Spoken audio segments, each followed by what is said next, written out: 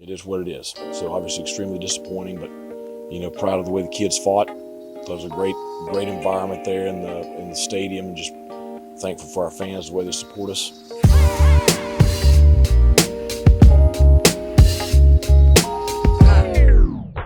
I'm Isaiah Winstead from Richmond, Virginia. I play wide receiver, number 11. Coming out of high school, I only had 2 Division I offers.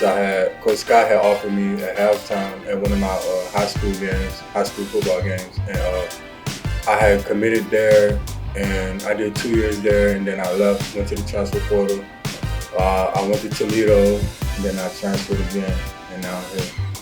When I had first into the transfer portal, Coach Scott had reached out, and I already knew I could trust him because he was my head coach previously. So I needed somewhere I could go and trust somebody for my last year. So when he reached out, ECU was already on the top of my list. So a few of the main things that had attracted me, especially on my official visit, was sup dogs. When I had came here, they had let me meet the owner and stuff like that. He gave me a shout out on Twitter, and everybody was excited, making it a big deal and stuff like that. So I felt important.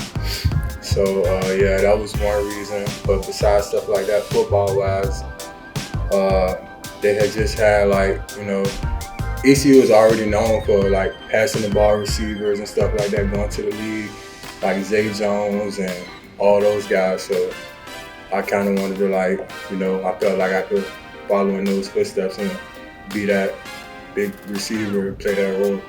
I want to be known as that big receiver that could move laterally.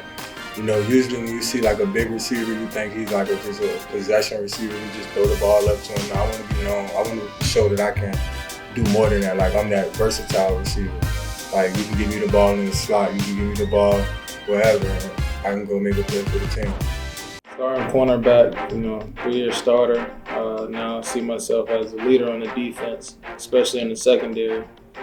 I got here just by, being consistent, being somebody that the guys can trust. When times are getting hard, be somebody that they can look to make a play. And there's 2 things are short, 2 things that he never does. He never goes backwards, and he never sleeps. But yeah, we have a shark mindset. We always go forward, never go backwards. The standard is the standard. Numbers may change, but the standards stay the same. So with him, no matter who's in, the standard is always there. We set the bar high because they say you always have a pro mindset. So no matter what we're doing, we always try to be pros. As far as us, with the energy, I'm always turned. If I'm turned, I know my brothers be turned, and that they'll do their job as well as me doing mine. And as far as our defensive mindset, we just one game at a time, one play at a time. We want to be fast, physical, violent, relentless. That's just our energy. That's how we play. That's what we want people to see. Coach Bro, yeah, he's he wants us to be perfect. He's very detail oriented. Anything you forget or something slight, he gonna make sure you always on it. We looking back at the signal and we walking back to the ball, he gonna be bounce, stuff like that. All the details, he gonna make sure you got everything you need. He gonna bring the energy to practice and stuff like that. And he's a fun coach to work with. And we also we take pride in blocking, whatever the case may be, if it's for Key, Rajay, whoever. We take pride in that just as much as getting the ball. So it was a couple games where Jalen had sprung a block and we had got a touchdown, and one game where I had sprung a block for Key and I only need to hold the block for 1 second for them. We gone. We was hype about that, because we feel we a team. So if he score, at the end of the day we all score, but we feel we scored too with him. So we take pride in that and being physical and winning our one-on-one battles and stuff like that. My name is Austin Prager. I'm the Director of Football Video Operations here at ECU Football. So I'm responsible for filming, importing, exporting, anything to do with coaches' film. He records all the film, puts it on our app. And basically, that helps me be able to watch film on my iPad, know what they like to do, what they don't like to do, what receivers do what. It's very helpful for me on game day as far as like alignment, splits. It tells me a lot about the offense and what they want to do on each play.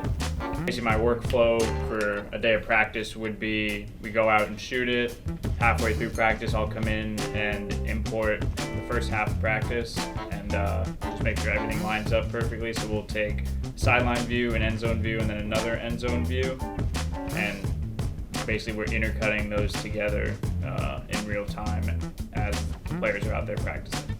We upload it all to our server and it's there in real time, and then what I'll do is I'll push it to Thundercloud, which is basically just a cloud-based software that any player can get on their phone, iPad, computer, anywhere that they want to be with an internet connection, and they can watch film from anywhere. Austin, he provides us with the film and organize it and make it easier for us, so we don't gotta like go through the film, and it's all in the category. Whatever we want is there for us, laid out for us. So like we play a very important role in like our success and our preparation for the game. On a normal practice day, we've got about 8 students out there, and I really can't thank them enough because obviously I can't be in every single position shooting every single shot every day. So I really want to give a huge shout out to my students and all the great work they do.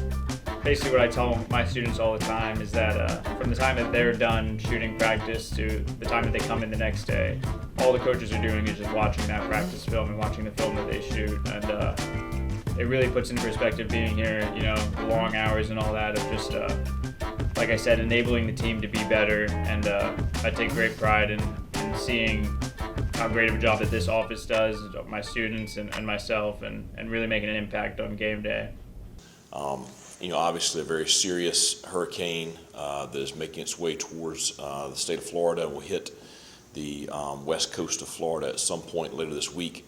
And just, it's going to probably impact the whole entire southeast at some point over the next week. And just, our thoughts and prayers with those that are going to be impacted from this storm, and just, you pray for safety for everyone, and that, the damage is minimal. Well, unfortunately, we don't get to go to Tampa just to play in Raymond James Stadium. That's where a lot of the guys on the team see themselves being, next level, playing in a stadium like that. It is what it is. We can only control what we can control.